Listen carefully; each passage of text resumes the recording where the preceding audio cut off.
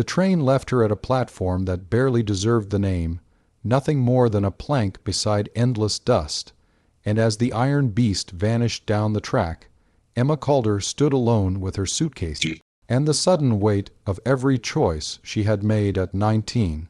She had answered the advertisement because hunger back east had grown louder than fear, because her brothers were gone and her mother buried, and because the letter from Sila's Row promised shelter, respect, and safety, nothing more. When the rancher approached, leaning on a cane carved smooth by decades of use, Emma's breath caught. He was far older than she had imagined, his hair white as frost, his face lined like dry riverbeds, his eyes sharp but tired. He greeted her kindly, offering water before words, yet as the wagon rolled toward his ranch, and the land stretched wide and unforgiving, panic rose in her chest. By the time they reached the house, a solid place, built to last, but lonely, Emma's composure broke.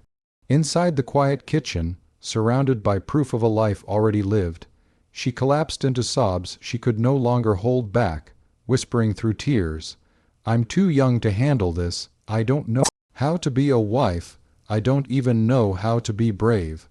Silas did not reach for her, did not scold or command. Instead, he sat across the table, letting the silence breathe, telling her slowly that the arrangement was never meant to trap her, only to save them both from ruin. He explained that the land required a legal heir to keep it from being seized, and that he needed help, not a child forced into something she didn't understand. He offered her a choice that stunned her. She could stay as family, not as obligation, with her own room, her own voice, and the freedom to leave when spring came. Emma listened through shaking breaths, realizing that the fear she carried was not of him, but of being powerless again. That night, as the wind howled across the plains and the house held steady, Emma lay awake knowing she stood at the edge of a life that could either crush her or teach her strength. And if this story is pulling you in, remember to subscribe, because the hardest decisions often come before the greatest transformations. The days that followed were not easy, but they were honest, and honesty has a way of rebuilding what fear tries to destroy. Silas treated Emma not as property or burden, but as a person learning the weight of her own worth, teaching her the land, the books he kept, the ledgers she learned to read, and the quiet power of making decisions that mattered.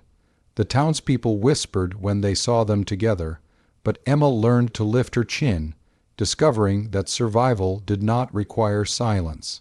When officials arrived months later to inspect the property, expecting a frail old man and a frightened girl, they instead found a partnership rooted in clarity and consent, a household run with care and mutual respect.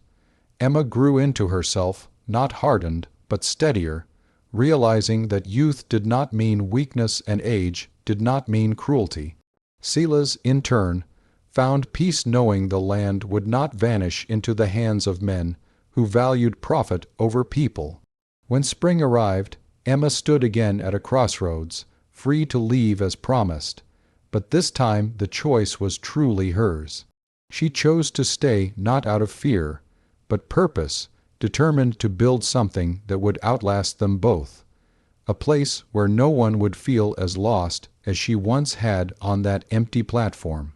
And when Silas passed quietly years later, the ranch did not fall into silence.